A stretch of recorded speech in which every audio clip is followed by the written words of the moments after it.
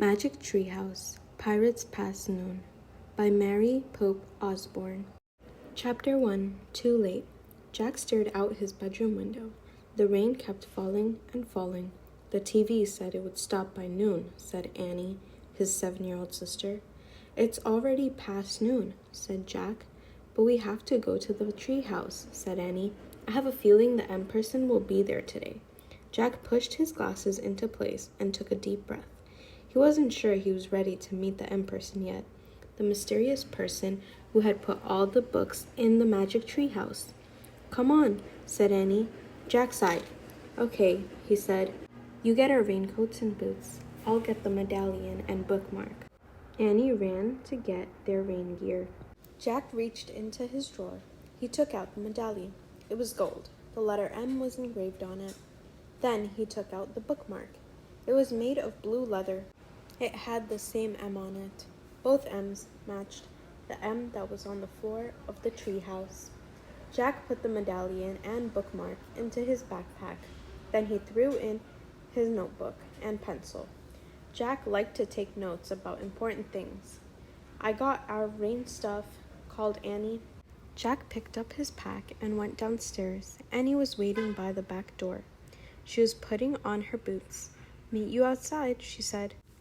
Jack pulled on his raincoat and boots. Then he put on his backpack and joined her. The wind was blowing hard. Ready, set, go, shouted Annie. They kept their heads down and charged into the rainy wind.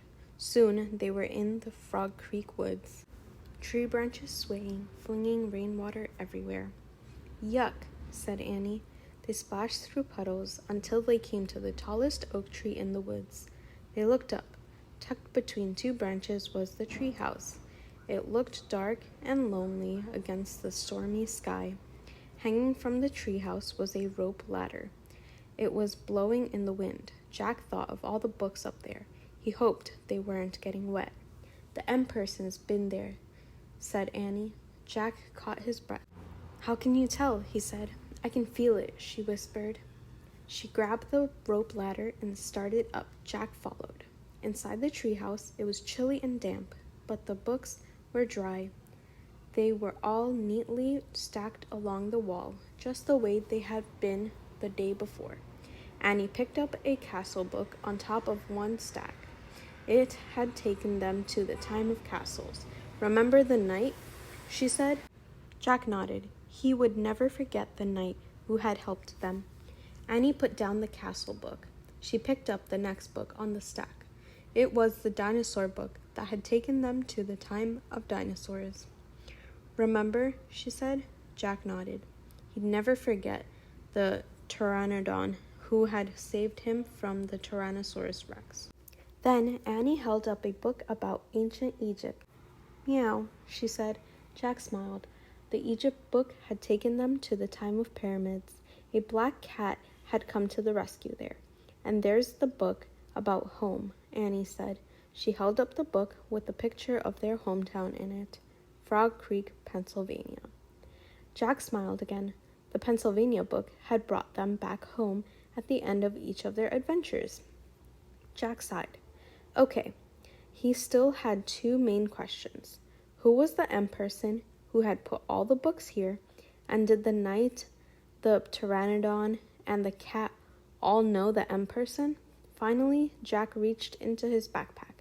He took out the gold medallion and the leather bookmark. He placed them on the floor, right over the spot where the M glowed faintly in the wood. Rain blew into the treehouse. Brr, said Annie. It's not very cozy today. Jack agreed with her. It was too wet and cold. Look, Annie pointed to an open book lying in the corner. I don't remember a book being open. Me neither, said Jack. Annie picked up the book. She stared at the pictures on the page. Wow, this place looks great. She showed the picture to Jack. He saw a sunny beach, a big green parrot sitting in the palm tree, and a ship sailing on a blue sea. Another gust of rainy wind blew into the treehouse. Annie pointed to the picture. I wish we were there instead of here, she said. Yeah, said Jack. But where is there? Too late, came a squawk. Jack and Annie turned quickly. Sitting on a branch outside the window ledge of the tree house was a green parrot, exactly like the parrot in the picture. Too late, the parrot squawked again. A talking parrot, said Annie. Is your name Polly? Can I call you Polly? Suddenly the wind started to whistle. Oh no, now we're in big trouble, said Jack. The wind blew harder. The leaves shook. The tree house started to spin faster and faster. Jack squeezed his eyes shut. Then everything was still, absolutely still. Jack opened his eyes. Too late, squawked Polly. Chapter 2. The Bright Blue Sea. Jack felt hot sunlight streaming into the treehouse. He smelled salt water. He heard the sound of waves.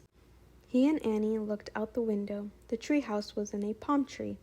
Beyond was a bright blue sea. A tall sailing ship was on the horizon. It was just like the picture in the book. Too late, squawked Polly. Look, said Annie. Polly was flying in circles above the treehouse. Then she swooped down to the ocean. Come on, let's follow her. Let's go in the water, said Annie. She took her raincoat and dropped it on the floor. Wait, we have to study the book first, said Jack. He started to reach for the book, but Annie grabbed it. You can read it on the beach, she said. Without even looking at the cover, she shoved the book into Jack's backpack. He sighed. Actually, the water did look wonderful. Okay, Jack said. He took off his raincoat too. Come on, Annie handed Jack his backpack, then started down the ladder. Jack folded the raincoat and put it next to the stack of books he put on his backpack. Then he went down the ladder. As soon as Annie hit the sand, she ran towards the ocean. Jack watched her wade into the water. She was still wearing her rain boots. Your boots, Annie called Jack. She shrugged. They'll dry out, she said. Jack took off his boots and socks. He put them beside his pack. Then he rolled up his jeans and ran across the hot sand into the waves. The water was warm and clear. Jack could see shells and tiny fishes. He shielded his eyes against the sun and peered out at the sea. The tall sailing ship seemed a bit closer. Where's Polly? Said Annie. Jack glanced around. No sign of Polly. Not in the palm trees. Not on the sunlit sand. Not over the bright blue sea. When Jack looked out at the sea again, the ship seemed even closer. Now Jack could see its flag. As he stared at the ship's flag, a chill went through him. The flag was black, with a skull and crossbones. Oh, man, he breathed. He started out of the water. What's wrong? Said Annie. She splashed after him. Jack ran to his pack. Annie followed. He grabbed the book from his backpack. He looked at the cover. For the first time, he and Annie read the title of the book. Yikes, said Annie. Pirates of the Caribbean, Jack read aloud. Chapter 3. 3 Men in a Boat. We've come to the time of pirates, Jack said. Pirates? Squeaked Annie. Like in Peter Pan? Jack flipped to the picture that showed the parrot, the sea, and the ship. He read the caption under the picture. 300 years ago, pirates raided Spanish treasure ships in the Caribbean Sea. He grabbed his notebook and pencil from his pack. He wrote, Pirates in the Caribbean. He turned to the next page. There was a picture of a pirate flag. He read, the skull and crossbone flag was called the Jolly Roger. Let's go, said Annie. Wait, said Jack. I want to make a drawing of the flag. He propped the pirate book in the sand. He started drawing the Jolly Roger flag. Don't copy the picture in the book, said Annie. Look at the real thing. But Jack pushed his glasses into place and kept drawing. Jack, some pirates are getting into a rowboat, said Annie. Jack kept drawing. Jack, the boat's leaving the big ship, said Annie.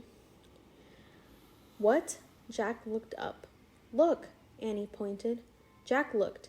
He saw the rowboats coming towards the shore. Run, said Annie. She started running towards the treehouse. Jack jumped up. His glasses fell off. "Hurry!" Annie called back to him. Jack went down on his knees. He felt for his glasses. Where were they? Jack saw something glinting in the sand. He reached for it. It was his glasses. He snatched them up. Then he threw his notebook and pencil into his pack. He put the pack on his back. He grabbed his boots and his socks and he took off running. "Hurry, they're coming!" Annie was at the top of the rope ladder. Jack looked back at the sea. The pirates were closer to the shore. Suddenly Jack saw the pirate book. In all the confusion, he had forgotten it. It was still propped in the sand. "Oh man, I forgot the book," he said. He dropped his socks and boots below the tree house. "Come on, Jack," Annie shouted. "I'll be right back," Jack called. "I've got to get the book." "Jack, forget it." But Jack was already running towards the water. Jack grabbed the book. "Come back," Annie shouted. Jack shoved the book into his backpack. Suddenly a giant wave carried the rowboat right onto the beach. "Run, Jack," shouted Annie. 3 big pirates splashed onto the sand. They had knives in their teeth. They had pistols in their belts. They charged towards Jack. "Run, Jack, run," cried Annie. Chapter 4. Vile Booty. Jack started to run across the hot sand. He ran as fast as he could, but the pirates ran faster. Before Jack knew it, the biggest pirate had grabbed him. Jack struggled, but the pirate had huge, strong arms. He held on to Jack and laughed, a mean, ugly laugh. He had a shaggy black beard. A patch covered one eye. Jack heard Annie yelling. He saw her coming down the rope ladder. "Stay where you are," Jack shouted, but Annie kept coming. "Leave him alone, you bully," she cried. The other 2 pirates laughed meanly. They were dirty and ragged. Annie charged up to the biggest pirate. "Let him go," she said. She hit the pirate with her fist and kicked him. But the pirate just growled. Then he grabbed her too. And with his giant hands, he held Jack and Annie as if they were 2 kittens. "No one escapes Cap'n Bones," he roared. His breath was terrible. "Let go," Annie shouted into his face, but Cap'n Bones just smiled. All his teeth were black. Annie fell silent. Cap'n Bones laughed loudly. Then he turned to the other 2. "Find out what's in their house, you dogs," he said. "Aye, aye, Captain," they answered, and they started up the ladder to the tree house. "What do you spy, Pinky?" shouted Cap'n Bones. "Books," Cap'n Pinky shouted down. "Ah, books," growled Cap'n Bones. He spit on the sand. "I want gold, you dogs." "Dogs are nicer than you," said Annie. "Shh," said Jack. "What about you, Stinky?" Cap'n Bones roared. "Just books, Captain," shouted Stinky. "Ah, books," said Cap'n Bones. He spit on the sand again. "I hate books. Keep looking, dogs. Find me something good." Cap'n Bones grabbed Jack's backpack. "What's in here?" he said. "Nothing." Jack quickly opened the pack. "Just paper, a pencil, a book." "Another book?" roared Cap'n Bones. "That's vile booty." A gleeful shriek pierced the air. Cap'n Bones froze. "What's that?" he shouted. "Look, Captain, look." Pinky leaned out the treehouse window. He held the medallion. It glimmered in the sunlight. "Oh, brother," said Jack. "Throw it down," cried Cap'n Bones. "It's not yours," shouted Annie. Cap'n Bones dropped Jack and Annie. He caught the medallion as it fell. "Gold, gold, gold," he cried. Cap'n Bones threw back his head and laughed horribly. He grabbed 2 of his pistols. He shot them into the air. Pinky and Stinky howled like wolves. Chapter 5. The Kid's Treasure. Jack and Annie watched in horror. The gold-greedy pirates seemed to have lost their minds.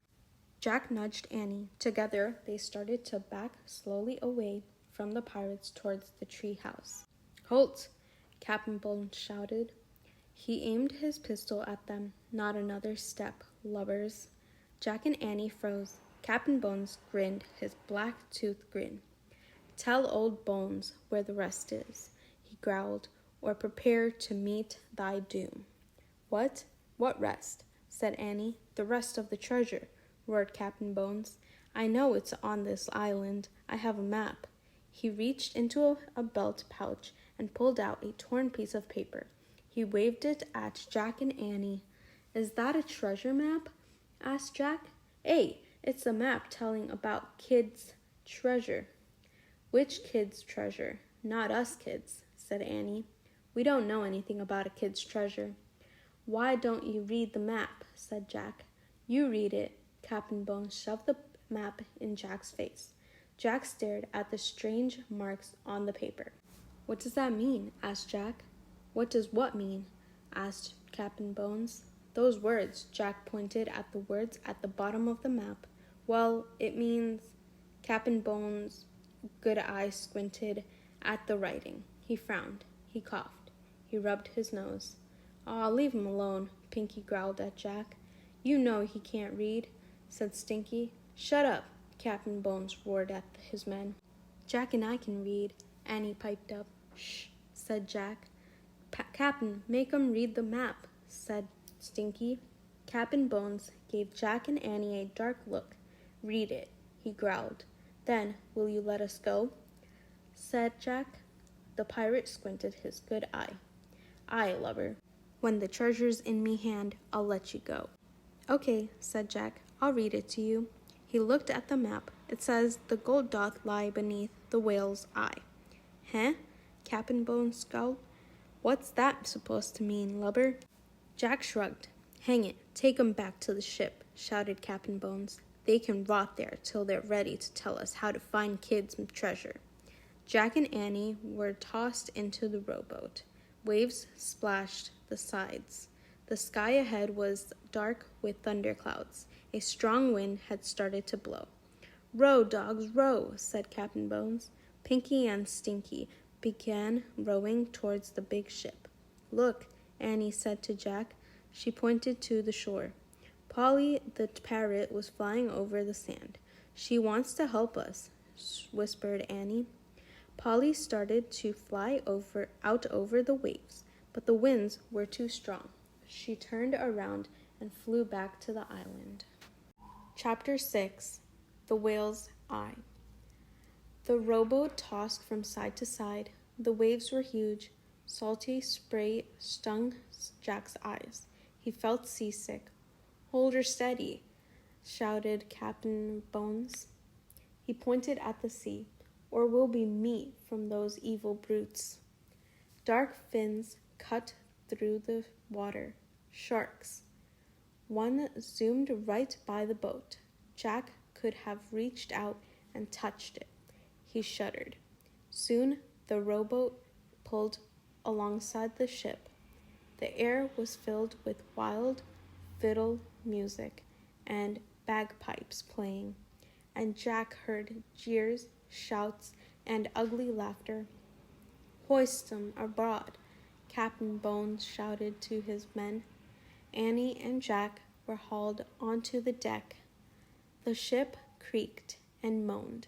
It rolled from side to side. Ropes flapped and snapped in the wild wind. Everywhere they looked, Jack and Annie saw pirates. Some were dancing, some were drinking. Many were fighting with swords or with their fists. Lock 'em in my cabin, Captain Bones ordered. A couple of pirates grabbed Jack and Annie and threw them in the ship's cabin, then locked the door. The air inside the cabin was damp and sour, smelling. A shaft of gray light came through a small, round window. Oh man, said Jack, we've got to figure out how to get back to the island so we can get into the tree house and go home, said Annie. Right, Jack suddenly felt tired. How would they ever get out of this mess? We better examine the book, he said. He reached into his pack and pulled out the pirate book. He flipped through the pages. He looked for information to help them. Look, he said. He found a picture of pirates burying a treasure chest. This might help. Together they read the words under the picture. Captain Kidd was a famous pirate. It was said that he buried a treasure chest on the deserted island. The chest was filled with gold and jewels. Captain Kidd, said Jack. So that's the kid that Bones keeps talking about, said Annie. Right, said Jack. Annie looked out the round window. And Captain Kidd's treasure is buried somewhere on the island, she said. Jack took out his notebook and pencil. He wrote Captain Kidd's treasure on island. Jack, Annie said. Shh, wait a minute, he said. I'm thinking. Guess what I see, said Annie. What? Jack asked. He looked back at the book. A whale. Neat, he said. Then he looked up. A whale? Did you say a whale? A whale, a huge whale, as big as a football field. Jack jumped up and looked out the window with her. Where? Jack asked. All you could see was the island and stormy waves and shark fins. There, said Annie. Where? Where? There, the island is shaped like a giant whale. Oh, man, whispered Jack. Now he could see it. See the whale's back? Said Annie. Yup, the slope of the island looked like a whale's back. See his spout? Said Annie. Yup, the palm tree that held the tree house looked like the spout of the whale. See his eyes? Said Annie. Yup, a big black rock looked like the eye of the whale. The gold doth lie beneath the whale's eye, whispered Jack. Wow. Chapter 7. Gales a-blowin'. So the treasure must be under that rock, said Annie. Right, said Jack. Now we just have to get back to the island. We'll show Captain Bones where the treasure is. Then, while all the pilots are digging, we'll sneak up to the treehouse and make a wish to go home, said Annie. Right. Jack poked his head out of the round window of the cabin. Captain Bones, sir, he shouted. The pirates took up the cry. Captain Bones, Captain Bones. Hey, came a horrible voice. Captain Bones stuck his ugly face through the window. His good eye glared at Jack. What do you want, lubbers? We're ready to tell you the truth, sir, said Jack. Go ahead, growled Captain Bones. We know where Captain Kidd's treasure is. Where? We can't just tell you. We have to show you, said Annie. Captain Bones gave Annie and Jack a long, hard look. You'll need a rope, said Jack, and shovels, said Annie. Captain Bones growled. Then he roared at his men. Get some rope and shovels. Aye, aye, Captain. Then throw these lubbers in the boat. We're going back to the island. Aye, aye, Captain. Back in the rowboat, Jack saw the sky had grown even darker with clouds. The waves were bigger. The wind was howling. Gale's a-blowin', said Pinky. You'll see a gale if you don't give me gold today. By thunder, Captain Bones shouted. Row, dogs, row. The three pirates battled the waves until the rowboat reached the island. They all piled onto the shore. Captain Bones grabbed Jack and Annie. Okay, lubbers, he said. Now show us where the treasure is. There, she said. She pointed at the black rock near the tip of the island. Under that rock, said Jack. Captain Bones dragged Jack and Annie down the beach to the black rock. Get to work, Captain Bones said to Pinky and Stinky. What about you? Said Annie. Me? Work? Captain Bones chuckled. Jack gulped. How could they get away from him? Don't you think you should help your friends? He said. Captain Bones gave Jack a horrible grin. Nay, I'm gonna hold you two till there's treasure in me hands. Chapter 8. Dig, dogs, dig. Pinky and Stinky tied their ropes around the big rock. The wind howled. The two pirates pulled and pulled and pulled. They need help, said Jack. Arg, let the dogs do the work, growled Captain Bones. You're not very nice to them, said Annie. Who cares? Roared Captain Bones. Captain, we got it, shouted Pinky. They started pulling the rock across the sand. Now let's dig where the rock Was, said Jack. All of us. But Captain Bones ignored his suggestion. Dig, you dogs, he shouted. Pinky and Stinky started to dig. The wind blew even harder. There was going to be a thunderstorm. Oh, I got sand in me eyes, Pinky whined. Oh, me back hurts, Stinky cried. Dig, shouted Captain Bones. He held Jack and Annie with one hand.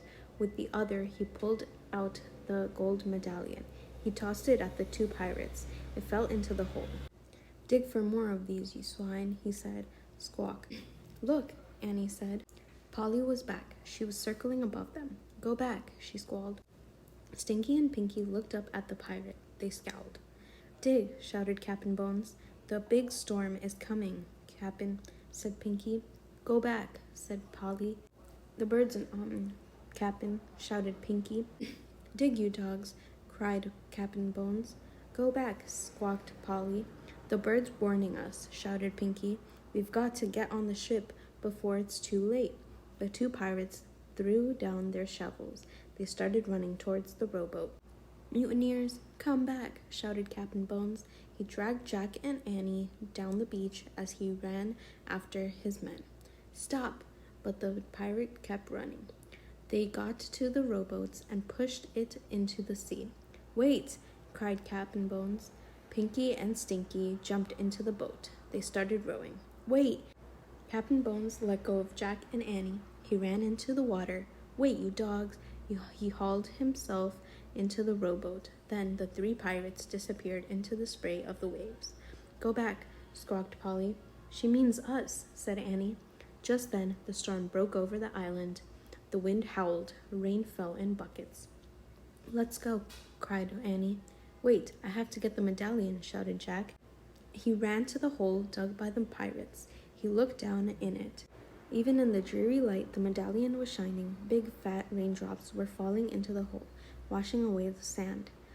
Jack saw a patch of wood. Then the rain cleared away more sand, and Jack saw the top of an old trunk. He stared. Was it Captain Kidd's treasure chest? Hurry, Jack, cried Annie. She was halfway up the treehouse ladder. I found it, cried Jack. I found the treasure chest. Forget the treasure chest, said Annie. We have to go now. The storm's getting worse. Jack kept staring at the chest. Was there gold inside? Silver? Precious gems? Come on. Now Annie was shouting from the treehouse window, but Jack couldn't tear himself away. He brushed the rest of the muddy sand off the chest. Jack, forget the treasure, cried Annie. Let's go. Go back, squalled Polly. Jack looked at the parrot. She was perched on the black rock. He stared into her wise eyes. He thought he knew her from somewhere else. Go back, Jack, she said. She sounded like a person. Okay, it was definitely time to go. Jack took one last look at the treasure chest. He clutched the gold medallion. Then he took off running towards the tree house. His socks and rain boots were still there. He quickly pulled the boots on. He shoved the socks into his backpack. The rope ladder was dancing wildly in the wind. Jack grabbed it. The ladder swayed as Jack climbed. He was tossed this way and that, but he held on tight. At least he pulled himself into the treehouse. Let's go, he cried. Annie was already holding the Pennsylvania book. She pointed to the picture of Frog Creek. I wish we could go there, she shouted. The wind was already blowing hard, but now it blew even harder. The treehouse started to spin. It spun faster and faster. Then everything was still. Absolutely still. Chapter 9. The Mysterious M. Drip, drip. Jack opened his eyes. Rain was dripping from the leaves of the tree. They were back in Frog's Creek. The rain was softer. The wind was gentler. The air was sweeter. Oh man, Jack sighed. That was close. He was still holding the gold medallion. Polly's gone, said Annie sadly. I was hoping she might come back with us. No magic creature has ever come back with us, said Jack. He pulled off his backpack. It was damp with rain and salt water. Jack took out the parrot book. He put it on the stack of books, on top of the dinosaur book, and the night book, and the mummy book. Then Jack put the gold medallion beside the bookmark with the letter M. Next, he went down onto his knees and ran his fingers over the shimmering M on the floor. "We didn't find any M's on this trip," he said. "Or the M person," said Annie. "Squawk, Polly!" Annie cried. The parrot swooshed into the treehouse. She perched on the stack of books. Polly looked straight at Jack. What are you doing here?" he asked her. Slowly, Polly raised her bright green wings. They grew bigger and bigger until they spread out like a huge green cape. Then, in a great swirl of colors, in a blur of feathers and light, in a flapping and stretching and screeching, a new being took shape. Polly was not a pirate any longer. In her place was an old woman, a beautiful old woman with long white hair and piercing eyes. She wore a green feathered cape. She perched on the stack of books, and she was very calm and very still. Neither Jack nor Annie could speak. They were too amazed. "Hello, Jack." "Hello, Annie," the old lady said. "My name is Morgan Le Fay." Chapter 10, Treasure Again. Annie found her voice first. "The M person?" she whispered. "Yes, I'm the M person," said Morgan. "Well, where are you from?" asked Jack. "Have you ever heard of King Arthur?" said Morgan. Jack nodded. "Well, I am King Arthur's sister," said Morgan. "You're from Camelot?" said Jack. "I've read about Camelot. What did you read about me?" "Jack," said Morgan, you're a witch." Morgan smiled. "You can't believe everything you read, Jack." "But are you a magician?" said Annie. "Most call me an enchantress." "But I'm also a librarian," said Morgan. "A librarian?" said Annie. "Yes.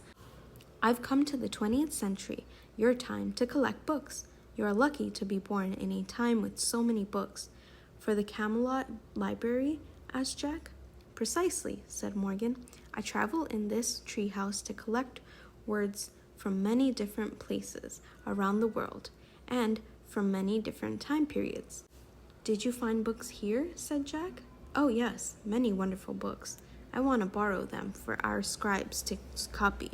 "Did you put all the bookmarks in them?" said Jack. "Yes, you see, I like the pictures in the books. Sometimes I want to visit the scenes in the pictures. So all the bookmarks mark places I wish to go." "How do you get there?" asked Annie. "I placed a spell on the treehouse," said Morgan. "So when I point to the picture and make the wish, the treehouse takes me there." "I think you dropped this in dinosaur times," said Jack. He handed the gold medallion to Morgan. "Oh, thank you. I wonder where I lost it," she said. She put the medallion into a hidden pocket in her cape. "So can anybody work the spell?" asked Annie. "Anybody who tries it?" "Oh dear, no. Not just anybody," Morgan said. "You two are the only ones beside me to do it. No one else has ever even seen my treehouse before." "Is it invisible?" asked Annie. "Yes," said Morgan. "I had no idea it would ever be discovered, but then you two came along. Somehow you hooked right into my magic." "How?" asked Jack. "Well, for two reasons, I think," explained Morgan. "First, Annie believes in magic, so she actually saw the treehouse, and her belief helped you to see it, Jack." "Oh man," said Jack. "Then you picked up a book, Jack, and because you love books so much, you caused my magic spell to work." "Wow," said Annie. "You can't imagine my dismay when you started to take off for dinosaur times. I had to make a very quick decision, and I decided to come along." "Oh, so you were the pteranodon," said Annie. Morgan smiled. "And the cat, and the knight, and Polly," said Annie. "Yes," said Morgan softly. "You were all these things to help us?" asked Jack. "Yes, but I must go home now. The people in Camelot need my help." "You're leaving?" whispered Jack. "I'm afraid I must," said Morgan. She picked up Jack's backpack and handed it to him. Jack and Annie picked up their raincoats. It had stopped raining. "You won't forget us, will you?" asked Annie. as they put their raincoats on. Never, said Morgan. She smiled at both of them. You remind me too much of myself. You love the impossible, Annie, and you love knowledge. Jack, what better combination is there? Morgan Le Fay touched Annie's forehead gently, and then Jack's. She smiled. Goodbye, she said. Goodbye, said Annie and Jack. Annie left the tree house first. Jack followed. They climbed down the rope ladder for the last time. They stood below the oak tree and looked up. Morgan was looking out the window. Her long white hair blew in the breeze. Suddenly the wind began to blow. The leaves began to shake. A loud whistling around filled the air. Jack covered his ears and squeezed his eyes shut. Then everything was silent, absolutely silent. Jack opened his eyes. The treehouse was gone, all gone, absolutely gone. Annie and Jack stood a moment staring up at the empty oak tree, listening to the silence. Annie sighed. Let's go, she said softly. Jack just nodded. He felt too sad to speak. As they started walking, he put his hand into his pockets. He felt something. Jack pulled out the gold medallion. Look, he said. How did... Annie smiled. Morgan must have put it there, she said. But how? Magic, said Annie. I think it means she'll be coming back. Jack smiled. He clutched the medallion as he and Annie took off through the wet, sunny woods.